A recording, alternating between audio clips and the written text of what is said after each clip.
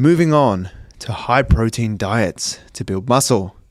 A lot of people, when they start bulking, think, I need to get even more protein to build even more muscle. But it's just not the case. It's not the case. Protein is like, it's like your best friend. It's always there. It's always consistent, just always there. Through good times and bad times, you can always lean on protein. It's always going to be there. You want to keep it the same every time. You want to keep it high, always, whether you're cutting or whether you're building. It just stays the same. And if you increase it even more, you might just be trying to cover your ass and just make sure that you have enough protein.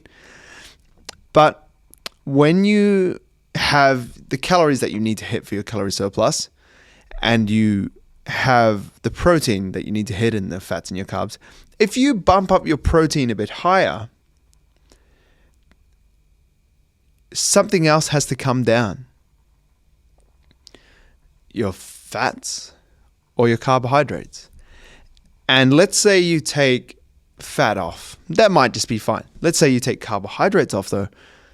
That might, because you're in a calorie surplus, you have a surplus of energy. It might not affect you too much because you're just bumping up your protein by 50 grams. It's a couple hundred calories. But if you have that extra protein because you're just trying to I think I need more protein for this bulk, and your carbohydrates lower, maybe your performance will drop. Maybe, you'll have less energy, less focus, less productivity. Your recovery might be impaired. Maybe not. Maybe it'll just be fine. It's not a big deal. If you have more protein, it's not the worst thing in the world. But it is a myth to build more muscle. If you just keep having more and more and more protein, that doesn't mean you're just going to build more and more and more and more muscle. That's not how it works. If you've maxed out your protein, you just kind of having extra protein instead of something else. And having it instead of something else doesn't really matter too much from a perspective of how your body operates, although you just have less carbs or less fat and more protein. But it might just be a preference thing.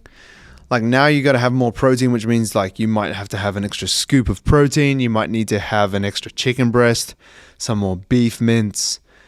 And maybe you don't want to have that. Maybe you just want to have potentially more bread or more fruit, or you want to have an extra scoop of ice cream, which is carbs and fats. But you can't because your protein's so high.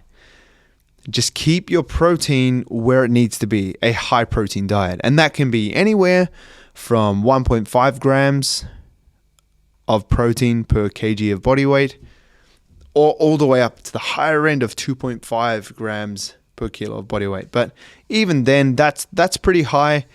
That is where I eat. I like to kind of make sure I'm getting enough protein. I like to max it out. But also, I'm doing quite a lot of training. I'm lifting weights 5 times per week, but I'm also doing jiu-jitsu 3 times a week, 3 90-minute sessions, which are pretty grueling. So I want to just make sure, because I'm moving my body so much, that I'm sparing enough muscle mass. And if you are leaner, it is a good idea to be on the higher end of protein, because body fat is muscle sparing. So people that are obese can be on the lower end of protein because they have so much body fat that's going to protect their muscle mass. If your body's in a deficit and you're obese, your body's going to use that body fat as energy, not muscle. So because that's the most intelligent thing to do, there's not really much point of just skyrocketing your protein, because it's just, a waste of calories that you could put towards having more fat or more carbohydrates, which are tastier in a real world perspective, but also, the extra carbohydrates could help fuel you better in your workouts and help you operate better cognitively throughout the day or something like that. When I first thought of doing a podcast in 2019, I wrote down everything that I wanted to achieve with the show. And one thing I never wrote down was to spam you with ads of products that I never really used myself. However, I did write down that I wanted to grow it as big as possible and have as many interesting people on the show as I could. To help make that happen, all I ask is that you leave a review on the podcast platform that you're listening to this episode on and share it with someone that you know it will benefit. If you want to support myself even further, and more importantly, your body transformation, and are interested in having me as your coach to help you achieve the results that you just can't seem to achieve on your own, you can visit teamrockashby.com to see what program fits you best. Back to the show. Another myth that's been debunked quite a lot lately is having your protein shake or just your source of protein straight away after training. Like, it's almost like you finish your last set of triceps and it's absolutely burning as soon as you finish. Before breathing, you have to sprint to the locker room, grab your shaker, shake it, and scull your protein just to make sure you've made the most of the anabolic post-workout window. And the truth is, I'm not going to spend too much time on this, but you don't need to do that. It doesn't need to be straight away. It doesn't even need to be within half an hour. It is a good idea because after training, you are more sensitive to protein. Your body is ready to transport the nutrients that it consumes post-workout to the area that needs it. But in the real world, sometimes we just can't get to a source of protein fast enough. And the most important thing that we need to look at with protein specifically is our daily protein target. That's the most important. So we need to acknowledge that. That's most important. How much protein we consume in a day. Did we hit 2 grams per kilo of body weight? Yes, big tick. Did we have a post-workout shake within 10 seconds of finishing? No. It's not a big deal. It's not the biggest deal. Look, it is a good idea and potentially more optimal way to go about it to have a source of protein within 30 minutes, 1 hour, 2 hours. I've waited 4 hours before. You don't die. Your muscle doesn't disappear.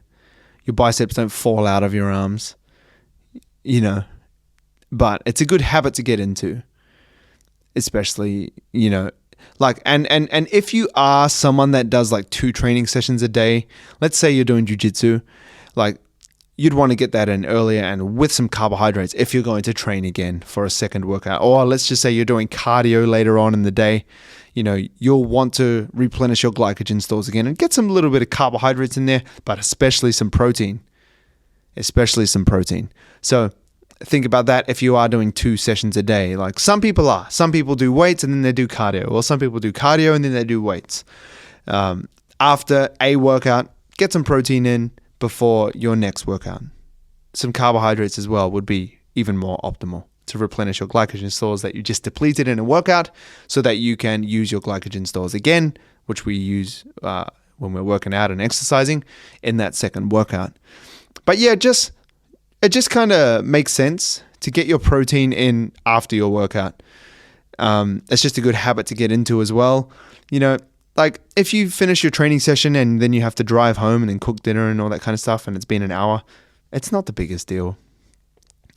You're going to be fine. Once again, the biggest thing you need to focus on is the daily protein target and making sure you're hitting that number by the end of the day.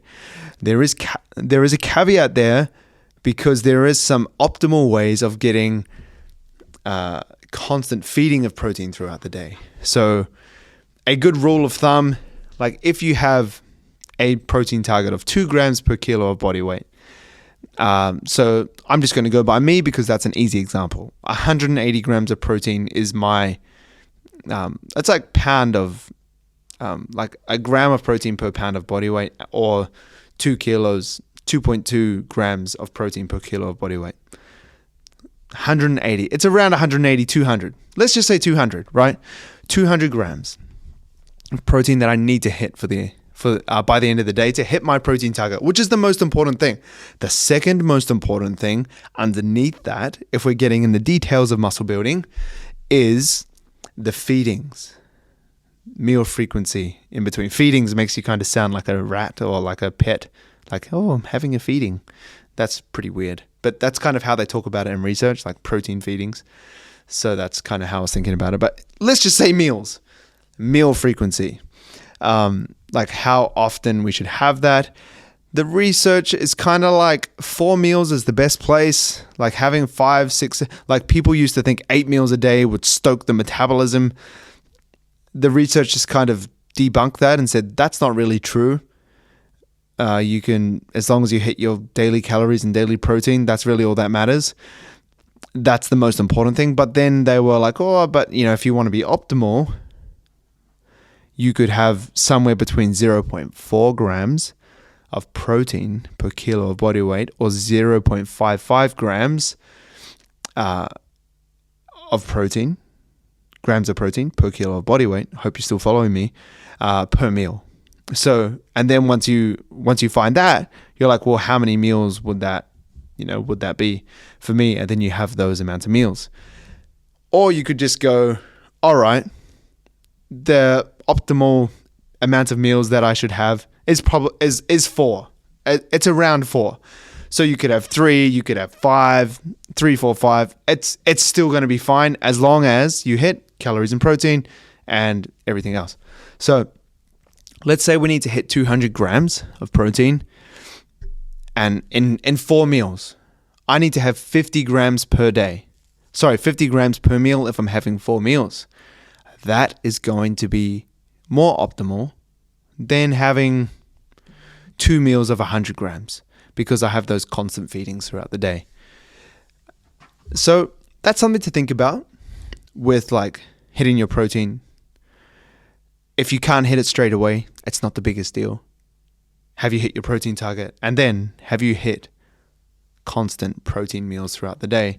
I could have 4 meals of 50 grams or I could have 5 meals of 40 grams. It really just depends. Personally, what I like to do, like on a day-to-day basis, my target is 225 grams of protein at the moment. And I probably have around 4 meals per day. I wouldn't say they're the most optimal at the moment. I just kind of like go with what is happening. Like if I go through my MyFitnessPal right now, just to give you like an idea of how it doesn't really matter. Really. It does and it doesn't. So yesterday, my first meal was 88 grams of protein. That was breakfast. And then my second meal was 62.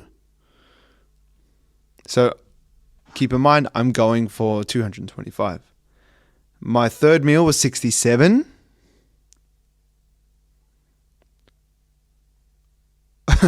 My fourth meal was 19. And you know why? Because my protein was actually too high. So I actually had to pull it back, and I had no protein source with my dinner last night because I was like, if I have the beef mince that I was meant to have for dinner, that would make my protein like 250, maybe even like closer to 300, which is too much. Once again, it's a waste for me. Even though I love the taste, I'm like, I'd rather have some carbohydrates to like fuel me, because today I had jiu-jitsu and then I had gym. So I wanted full glycogen store so I could smash my training. I didn't want to feel depleted with that extra protein instead of carbohydrates. So instead of having like beef mince and rice, I had just rice. I needed carbohydrates, so I had rice in wraps with avocado. It was pretty sad dinner last night, but you got to do what you got to do for the gain. So yesterday, for me, probably not the most optimal. For me to hit 225 in 4 meals, which I would have had to have had around 56 grams of protein per meal. And I had heaps for breakfast, 88 grams, so I went too high. And then I had 62 and then 67, which is pretty good. It's pretty close to 56. And then I had 19. I ended the day with a pretty abysmal amount of protein. But so you can see, like, obviously I know what's optimal, but in the real world, it's really hard, unless you're a professional bodybuilder, which I respect. It's really hard to like have a perfect amount of protein every single day unless you're meal prepping, weighing everything out. and like just like I have to eat this, I have to eat this. And like I'm eating with my wife, she's making dinner, sometimes I make dinner. I'm a real average cook, but like we're just like trying to make it work. And just like, yeah, I'm not a professional bodybuilder, so like I'm not going to go to that perfect amount of 56 grams per day, just because I know that it doesn't matter too much for me personally, because I'm not stepping on stage to show how much muscle I have. Obviously, I'm curious and I'm trying to build as much muscle as I can, like I'm sure you are. But to me, having 56 grams of protein 4 times per day just isn't one of those things that I really care about too much. As long as I hit my 225, which I did yesterday, I actually hit 12 grams over by accident or just by lack of preparation. As long as I do that, I'm happy because I've had enough protein and I've had enough calories. I had 7 calories less than I needed to yesterday, but that's pretty accurate. So I'm happy. For me, that's a big tick for building muscle.